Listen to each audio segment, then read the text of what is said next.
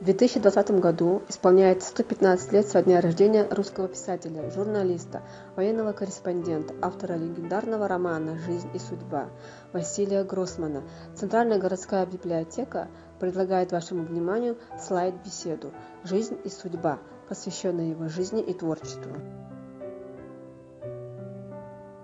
Русский прозаик и писатель Василий Семенович Гроссман, настоящее имя Иосиф Соломонович, родился в 1905 году, 29 ноября в Житомирской области в образованной еврейской семье.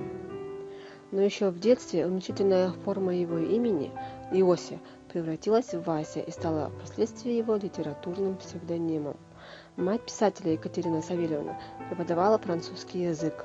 Отец Соломон Иосифович Семен Осипович был инженером-химиком. Первая проба пера относится еще ко времени учебы в университете. Василий Семенович закончил физмат МГУ, куда был переведен в 1923 году из Киевского высшего института народного образования.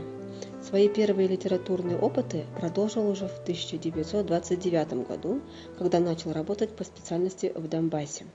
Дебют Василия в качестве писателя состоялся в 1934 году, когда были опубликованы его рассказ «В городе Бердичеве» о гражданской войне и повесть из жизни шахтеров и заводской интеллигенции «Глюк Ауф». По рассказу «В городе Бердичеве» режиссером Аскольдовым в 1967 году был снят фильм «Комиссар», который был запрещен и впервые показан в 1988 году. В 1929 году состоялась встреча писателя с Максимом Горьким, которая серьезно повлияла на решение начинающего писателя полностью посвятить себя занятию литературой. За 2 года, с 1935 по 1937 год, выходит сразу 3 сборника рассказов писателя, а также известная повесть о любви. В этих произведениях уже начинается чувствоваться истинная манера Гроссмана, которую впоследствии заметят все критики. В частности, известный критик Бочаров называл манеру написания произведений Гроссмана интеллектуальной, так как его образное мышление всегда дополнялось логическим, а яркие сцены, присутствующие в произведениях, всегда позволяли писателю выяснить причину явлений. В 1936 году писатель начинает готовиться к серьезной работе над своим новым романом «Степан Кольчугин» о революционном движении от 1905 года до Первой мировой войны. Изначально задумывалось, что это будет трилогия. Уже к 1941 году писатель закончил 2 из 3 книг, но из-за войны произведение осталось незаконченным. В 1957 году роман «Степан Кольчугин» был экранизирован. Режиссер Родионова.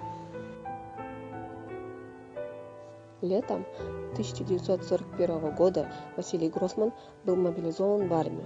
Ему было присвоено звание интенданта 2-го ранга. С первых дней Великой Отечественной войны и до Дня Победы Василий Гроссман, специальный корреспондент газеты «Красная звезда», был на белорусском, украинском фронтах. В 1942 году написана повесть «Народ бессмертен», ставшая первым крупным произведением о войне. Принимал активное участие в создании документального фильма о битве под Москвой. Во время немецкой оккупации города Бердичева мать писателя Екатерина Савельевна была переселена в гетто и 15 сентября 1941 года расстреляна в ходе одной из акций уничтожения еврейского населения в Романовке. До конца жизни писатель писал письма своей погибшей матери и посвятил ей роман «Жизнь и судьба». Во время битвы за Сталинград Василий Гроссман находился в городе с первого до последнего дня уличных боев. Был в числе корреспондентов, первыми вступивших в освобожденные советскими войсками концлагеря Майданок и Треблинка. За участие в Сталинградской битве награжден орденом Красной Звезды. В 1943 году ему было присвоено звание подполковника. На мемориале Мамаева кургана выбиты слова из его очерка «Направление главного удара». Железный ветер бил им в лицо, а они все шли вперед. И снова чувство суеверного страха охватывало противника. Люди ли шли в атаку, смертны ли они? Повести «Народ бессмертен», «Сталинградские очерки» и другие военные очерки сложились в книгу 1945 года «В годы войны». Широкую известность получила книга «Треблинский ад», открывшая тему Холокоста, а в 1946 году «Черная книга», составленная в соавторстве с Ильей Эренбургом, но опубликованная лишь в 1980 году в Израиле. В 1946 году в издании «Знамя» публикуется произведение «Если верить пифагорейцам», которое писатель написал еще в довоенные годы. Однако советская критика эту пьесу не принимает. Спустя несколько лет писатель публикует роман «За правое дело», который критика встретила достаточно положительно, но затем на произведение ополчились, автора обвинили в том, что он не продемонстрировал партию в качестве организатора победы. Впрочем, роман после смерти Сталина все же реабилитировали и даже издали отдельной книгой, которая разошлась большим тиражом.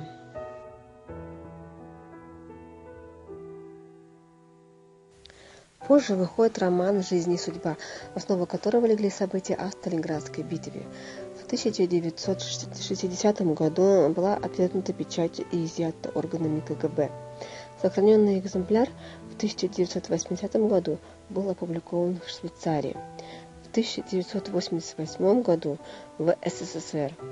Роман «Жизнь и судьба» оценивается многими как «Война и мир» XX века, как из-за прямого влияния романа Толстого на Гроссмана, так и по своему значению.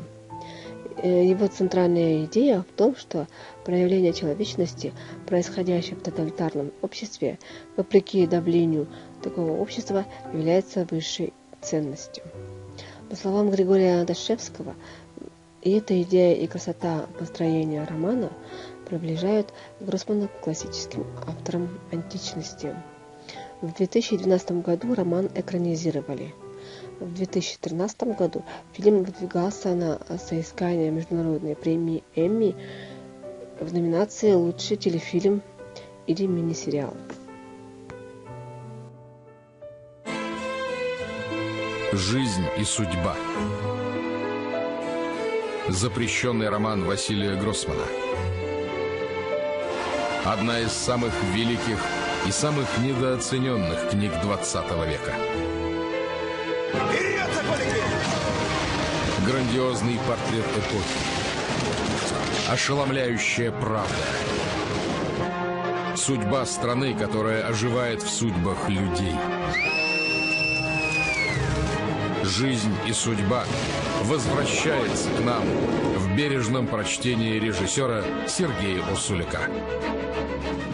Первая экранизация великого романа.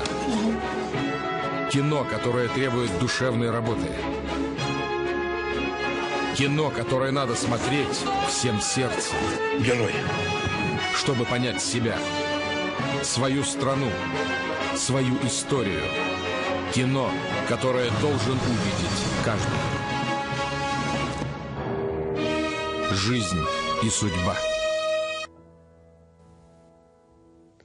Последним произведением писателя становится повесть «Все течет», опубликована в Германии в 1970 году, а в 1989 году в СССР, где он пишет о сталинизме в качестве порождения всего хода российской истории.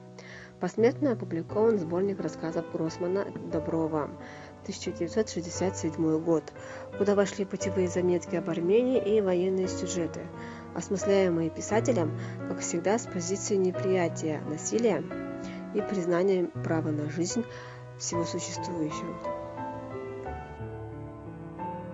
Василий Гроссман был награжден орденами Боевого Красного Знамени, Трудового Красного Знамени, Красной Звезды, медалями за оборону Сталинграда, за победу над Германией в Великой Отечественной войне, за взятие Берлина, за освобождение Варшавы. Василий Семенович умер 14 сентября 1964 года. Причина смерти – рак почки и неудачная операция. Великий писатель, раскрывший будущему поколению всю правду минувших лет, был похоронен на Троекуровском кладбище в Москве. Закончить беседу о Василии Гроссмане я бы хотела словами самого писателя. Есть у него миниатюра о смысле жизни.